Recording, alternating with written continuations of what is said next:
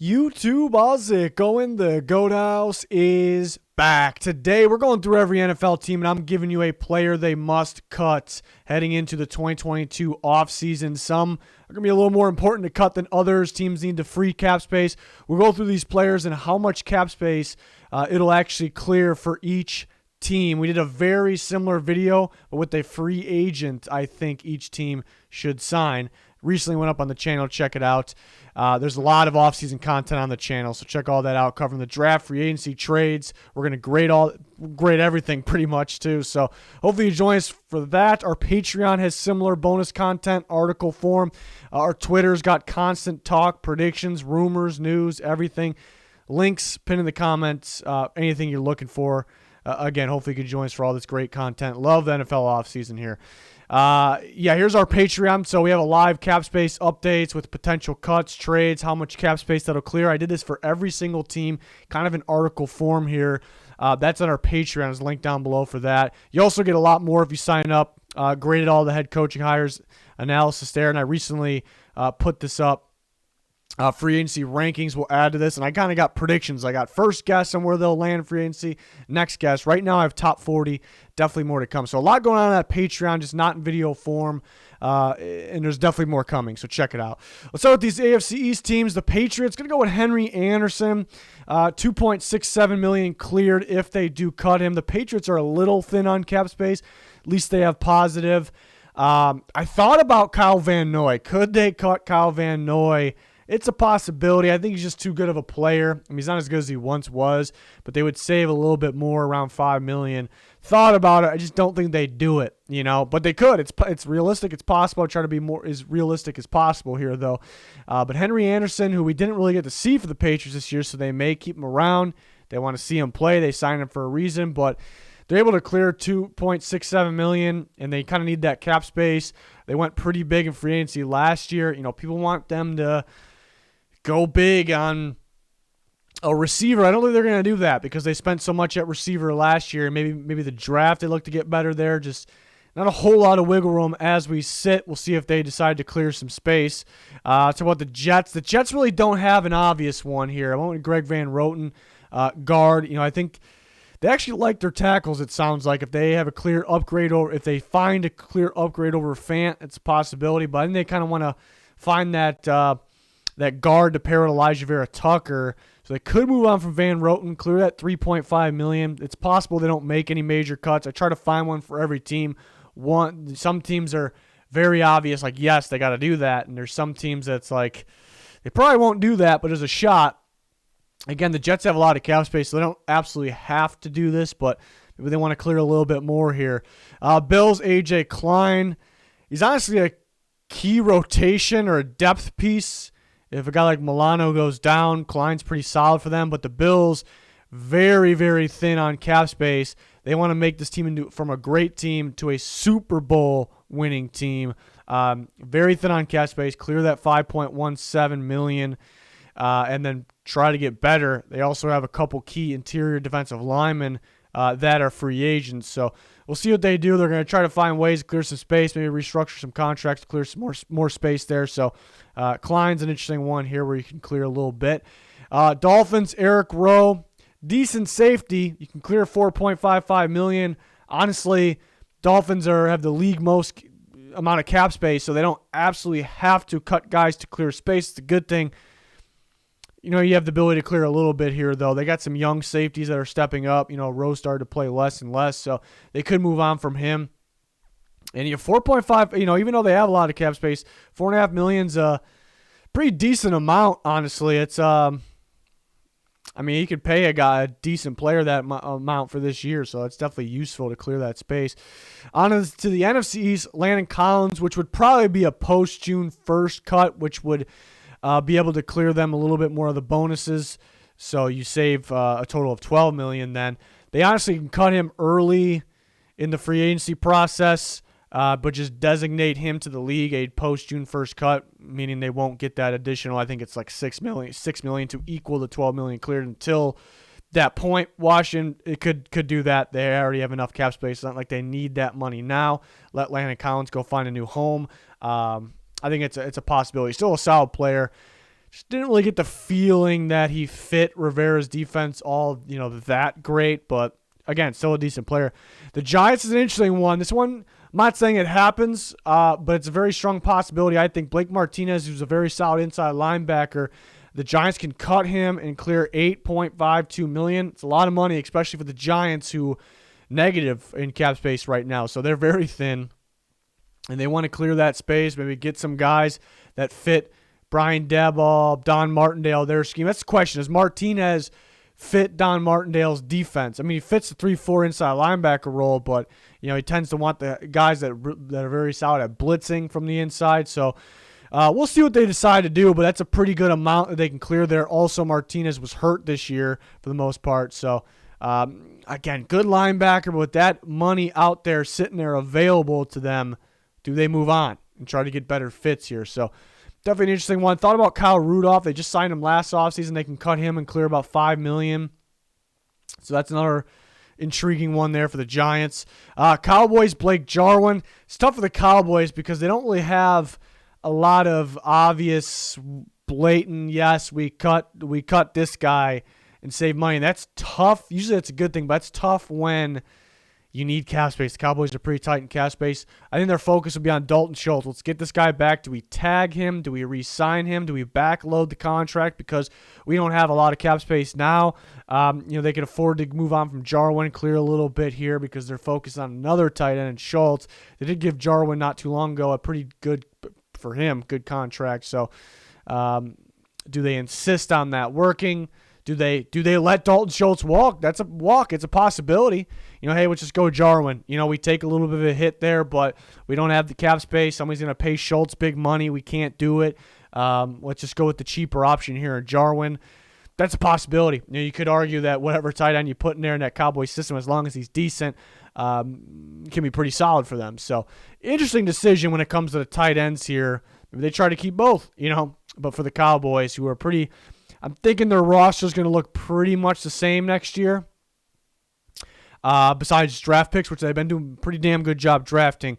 Just not a lot of wiggle room there. To the Eagles. Yeah, the Eagles don't really have one that stands out, really. I try to find ones. Now, every team's going to have guys they cut that are under $1 million they saved. Just kind of a smaller roster spot guy, maybe a practice squad guy even. Arcega-Whiteside, it saves a decent amount of money, 1.17. Just hasn't really worked out for them. They're going to look to upgrade at the receiver position, so let's get rid of the guys that proven to us that they're, can't really be that guy. So, yeah, again, Eagles don't really have big ones to save a big amount of money. They have a decent amount of cap space, around $20 million in that range, so decent amount there. The Ravens, Tavon Young, their slot corner, who's pretty good nickel corner, but has been injured here and there the last few years, especially, and they can save the $5.84 million. The Ravens are a little tight on cap space. They definitely have positive here. They have some wiggle room. They're changing their defense slightly, so let's see what they focus on there. They focus on building around Lamar Jackson. They're going to want to clear a little bit more space to go from a great team to a championship team. So clear Young, save that money. And then look to build this, not really build, they're already pretty much there, but continue to build this defense, which is going to be a little bit different look with Martindale gone. But you could save a pretty decent amount there, as you can see, for moving on from Young. Browns, you can save a lot for moving on from Jarvis Landry. Tough to cut Jarvis Landry, likable guy, very solid receiver still. I thought he had a down year, though. The Browns need receiver help. They maybe had the worst receiver unit in football this year, just not a lot of separation, some bad hands. Not really. Baker didn't help himself out, but the receiver sure didn't help him out. And the Browns got a decent amount of cap space, some wiggle room to make some moves, but they can have a lot of cap space with this move. They got to sit down and decide, is Jarvis Landry worth to keep, or with that $15.05 million sitting there, is it worth it to cut him? Are we just better off cutting him? You need receivers badly as it is. So to me, it's there's really no use of letting that money sit there. So I think they should cut him, and then look to add receivers. Maybe one receiver, one in free agency, maybe a receiver one in the draft. Maybe they hang on to Landry for another year. We'll see. But that's a lot of money to be saved to kind of go at it and build this team, get back to where they were a couple years ago there. So interesting one to watch for. What do they do with Jarvis Landry here? The Steelers, Joe Schobert, maybe a little bit, I'm not really predicting. I'm not really saying this is going to happen. It's not really this video. I think these are all very realistic. It's why I did it. But, yes, they trade for Schobert. The linebacker unit was very, very disappointing. They had to run a whole different defense in terms of coverages because of it. They got a lot of cap space, but they also have needs across the offensive line, the quarterback position, cornerback position, and the linebacker position. So you might as well free as much space you can, have the load of cap space, and go to work, because it didn't really work out the way it was, the way they had it last year. So at $7.93 million is quite a bit. They have to sit down and decide, is he really the answer or not? I know a guy like Devin Bush got to step up as well, but the linebacker unit was pretty disappointing there. So, we'll see what they do. We'll see what they decide here. The Steelers got a pretty decent amount of cap space. Have to have a big free agency. We'll see if they decide to clear more. Bengals, Trey Wayne. So a little bit of they've had some big time under the radar key free agency signings. They've done so well. Trey Waynes was a big one, but also kind of a big miss. I think he still got talent. He just had some injuries. Before he even played a snap for the Bengals, he was injured too before last year.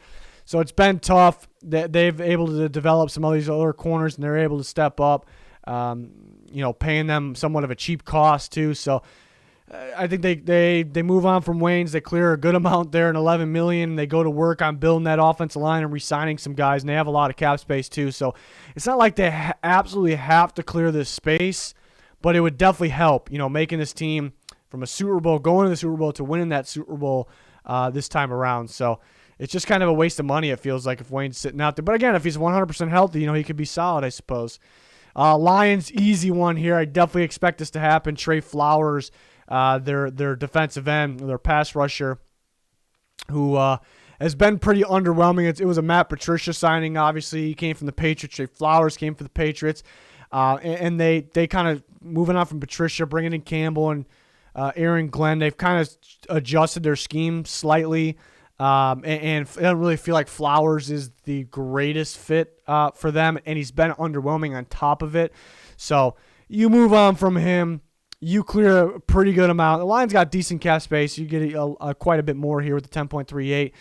And you go to work then. You go and you sign some young players that can help you win now, plus fit the rebuild. That would make sense to the Lions. So, again, pretty good amount you can clear here for Detroit. This is one I definitely expect to happen. The Bears, Nick Foles. There's more dead cap here than how much you clear, but at the end of the day, you still clear $3 million by moving on from Nick Foles, and maybe better than having him sit as the third or maybe second string quarterback. And I'm sure he's going to want his release as well because they know Justin Fields is the guy. Bears got a decent amount of cap space. You can clear a little bit more here with Foles. I thought about a bold one, maybe Eddie Goldman, who's a solid nose tackle, but I haven't seen a whole lot of him these last 2 years. But he opted out a year ago. So what's the situation with him? Be too good of a player to move on for. I think it would only clear 6 point whatever million there. Give or take. But, yeah, I think they move on from Nick Foles. It's not something that they absolutely have to do because they got decent cap space. Clearing $3 million is going to make that much of it. $3 million is $3 million, But is it going to make that much of a difference? No, but I think it just makes sense for both parties here. You move on from Nick Foles, clear that $3 million. And, who knows? Maybe you could trade him. I don't think so, though. To the Vikings really don't have one. We had to dig pretty deep here for the Vikings. And look at Perry Nickerson, which would only free $895K. Sometimes it's a good thing. Like, hey, we don't have any cuttable guys because we got some good guys. We got some good contracts maybe we gave out. Usually that's what that says.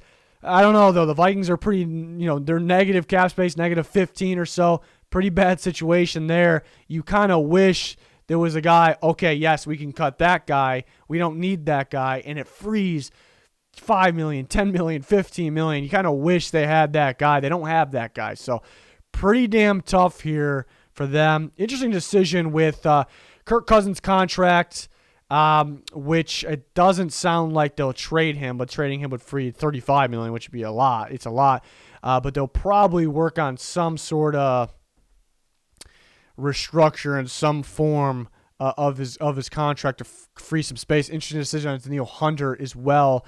They could look to trade him or restructure his roster bonus, which could free it. So they have an opportunity of clearing a lot of space with restructures. It's just restructures are never the most ideal thing, but if you have to, you have to.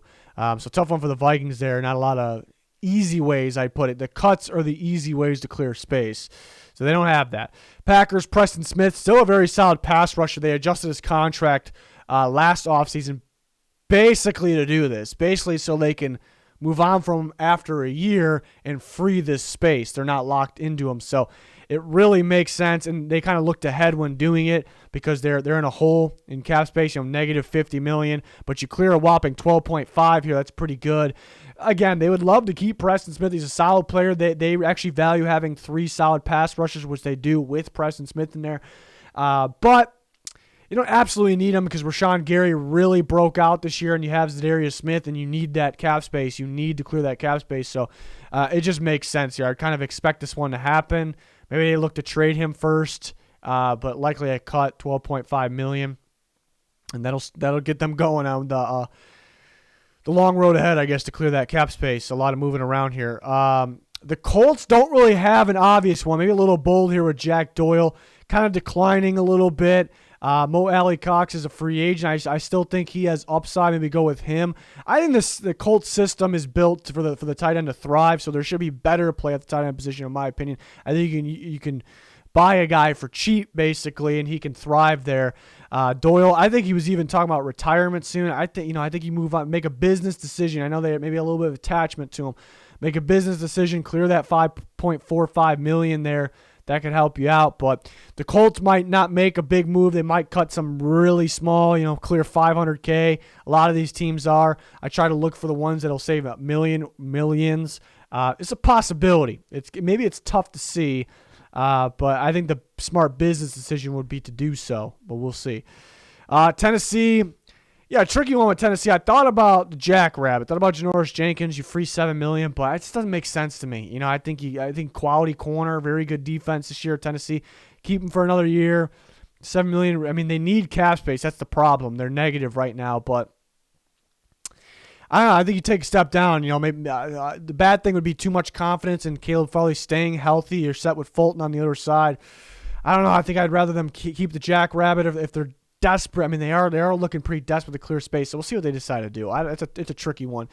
But Kendall Lamb, they just signed last offseason. I think they're still looking for their answer, maybe at right tackle. It would save 3.3. That's kind of a lot to them because they need to clear cap space. Negative right now, like I said. So that's definitely one that could happen. Jacksonville, no big one here, but Carlos Hyde, maybe somewhat of a big name, but only frees $1.94 million. But a lot of cheap contracts, no obvious, yes, cut him, free a lot of space, but this is what I would expect. I mean, they got James Robinson, they got Travis Etienne. They're going to roll with those guys with this new offensive system here. So no use for Carlos Hyde. Save a little bit of money, but a pretty good situation for the Jags. A lot of cap space this offseason. So excited to see what they do in free agency. Texans, Marcus Cannon. Once was very, very good. Was key winning Super Bowls with the Patriots. But, yeah, definitely up there in age. Question of staying healthy as well. The Texans they got a decent amount of cap space. They got a long list of guys they can move on from, actually, to clear a little bit of cap space. So if they make several moves, that's very possible that they can. They could have loads of cap space, but move on from Cannon. No use for him. Continue to build offensive line, young offensive line. I think it's getting better because it was the worst in football for a bit there. 5.2 is a pretty good amount there, so move on from Cannon there. Makes sense. Saints, Bradley Roby, I would expect this one to happen. It kind of makes, not kind of, it does make that trade during the year pretty bad, honestly, but yeah, it kind of looks like a rental. I guess they can cut him, or they can ask him to take a pay cut. It's a possibility. Can we take a pay cut here? Do we cut him, bring him back? I think it's a possibility, but the Saints, negative $74 million or so, give or take, cap space. So they're going to have to cut guys, even if they don't want to. Sometimes you just got to do it. You're going to have to restructure guys, ask for pay cuts, maybe trade guys. It's kind of what you have to do when you're that far negative. They'll work their way out. They definitely will. Every team always does, whether it looks pretty or not. And this is a decision I think that'll help them, obviously, with $10.08 million. On top of that, They have Lattimore. They locked him up, fine corner. And Paulson Adebo was a solid draft pick. And I think they're just very good at developing corners, it seems like. So there's really no point of spending this amount on the corner. So it does make that trade look tough, but it helps, clear a decent amount here. So they're going to work their way down to 0, and then obviously you want to clear a little bit more, but we saw it last year. They worked their way down to 0. They franchise tag Marcus Williams last year. They go back to negative, kind of work their way again, bring back Winston for cheap.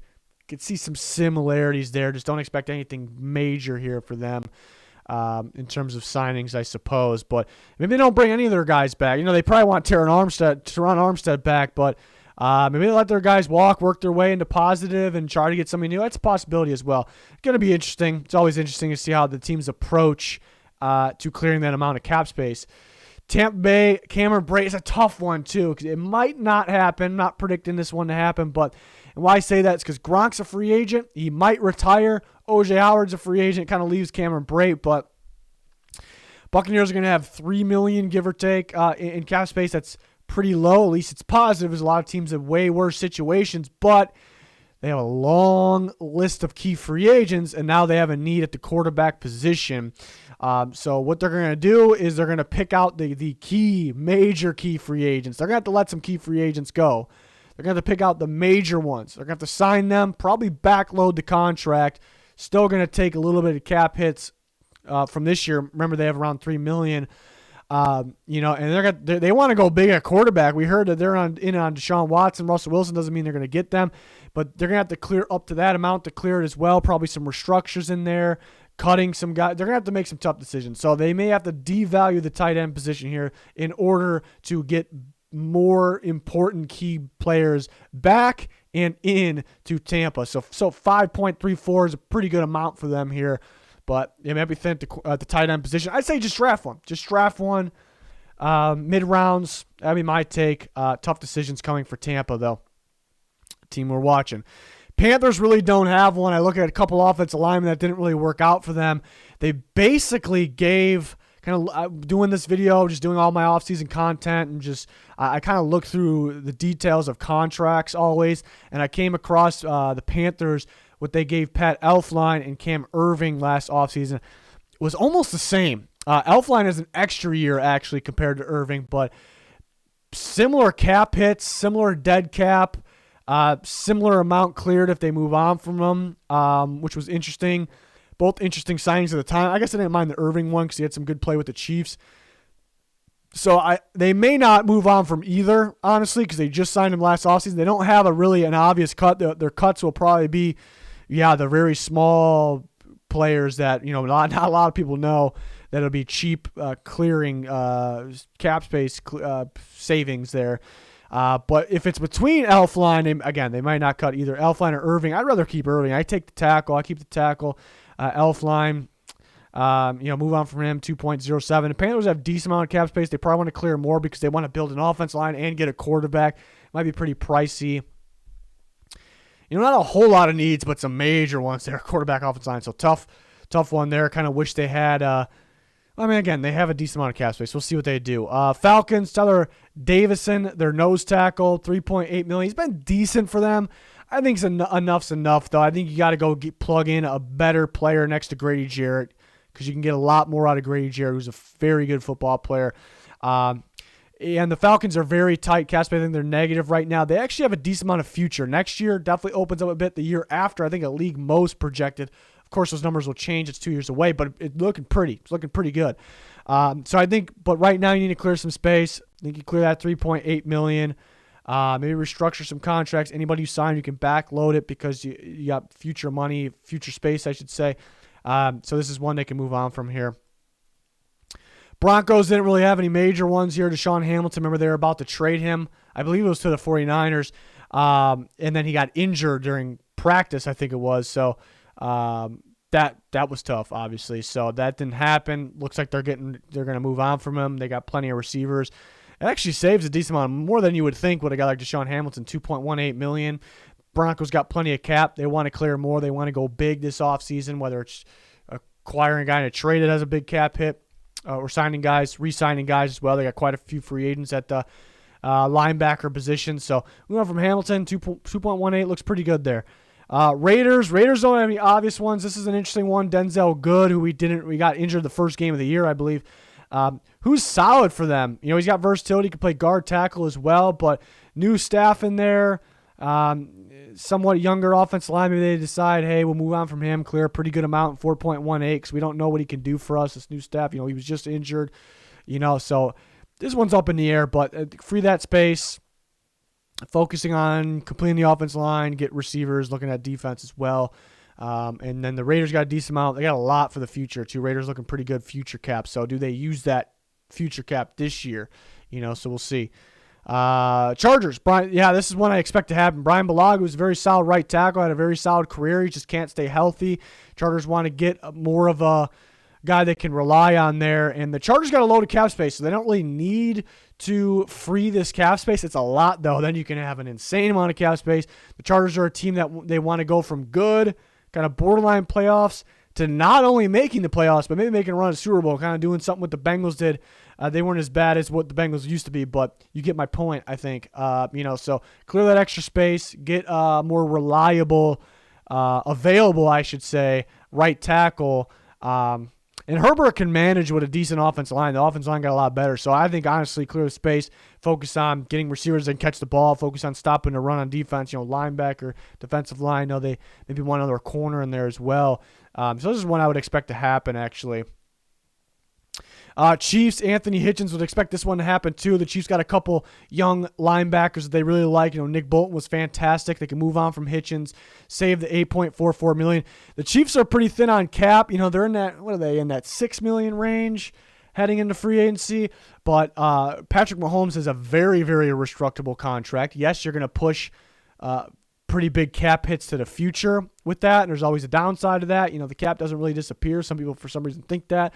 But, it's a team that's definitely trying to win right now. So you do that, you kind of go from that whatever they have, $5 million, up to, you can clear a lot with Patrick Mahomes. You can get over 20 plus, and then you cut Hitchens, and then they got an interesting decision with Frank Clark, who's been a little underwhelming and got in trouble off the field last year.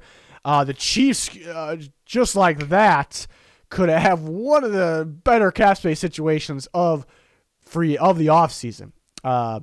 Scary to think about. Moves have to be made here. You never want to cut guys that you like, So we'll see what they do. That 8.44 looks like it. I think Frank Clark's a possibility, maybe a post-June 1st cut. And the restructure of Patrick Mahomes, which they can clear. Off the top of my head, it's 21 point something million. But they don't have to restructure all of that. Maybe they won't if they move on from Hitchens and Clark. Interesting decisions there. Tyrann Mathieu, free agent. Brown, tag or re-sign. So they got to spend on some of their own as well. 49ers, what about Garoppolo? People may say, cut? Don't you want to trade this guy? You do want to trade this guy. You're trying to trade him before free agency starts. We know that. They're going to try to do it. Most people out there think he will be traded, and I can see it. Very realistic. I'm sitting here thinking, and all it takes is a team here to just, obviously, but I just don't see why a team would trade for Garoppolo. Decent quarterback, good experience, wins some big games. Maybe it's not all on him, but he struggled to kind of get over the hump. But $25.55 million, we're going to trade you a pick. Take that when the 49ers pretty much they almost have to cut him. They want the Trey Lance era to begin. They have a little bit of cap space, little bit of wiggle room, not too much. Entering free agency and around that $5 to $8 million in that range, it's decent. A lot of teams in the hole kind of. But the 49ers want to go from great to championship great, and you got a first-year starting quarterback, second-year quarterback in there. You want to build around him as best as you possibly can. You want to re-sign Laken Tomlinson. There's other guys they want to bring back as well, but. So they want to clear this money, and it's sitting there. Whether they trade him or cut Garoppolo, they will clear $25.55 million. So if they trade him, that's even better. You get the pick. But teams are sitting there like, do we trade a pick and spend 25.55 when the 49ers are probably they're going to have to cut him at some point? Then we can save the draft pick and sign him for cheaper. I think the only reason the team trades for him is because they worry he won't sign with them in free agency, and they just have to have him. Is it a guy that you have to have? The 49ers had elite rosters, and they couldn't get over the hump, to win the Super Bowl. So what is he going to do for your team? So my opinion, teams should wait till they cut him and then try to get him without giving up the draft pick, cheaper money. You could say, can't the 49ers pay a portion to help a team out and then get a better draft pick? They could. How much of a better draft pick is somebody going to be given? Nobody's going to give him a first-round pick. I don't even know if a second-round pick. I don't even think so. In that case, I think the 49ers would rather release him and clear that full 25. So I'm saying if a team spend a lot of time on the 49ers, Jimmy Garoppolo right now, but I'm saying if a team will only do it if the 49ers pay a portion, hey, we'll give you even a third-round pick. We'll give you a third-round pick. You pay a portion, trade us Garoppolo. The 49ers actually might say no and cut him. Sounds wild. I definitely could be wrong.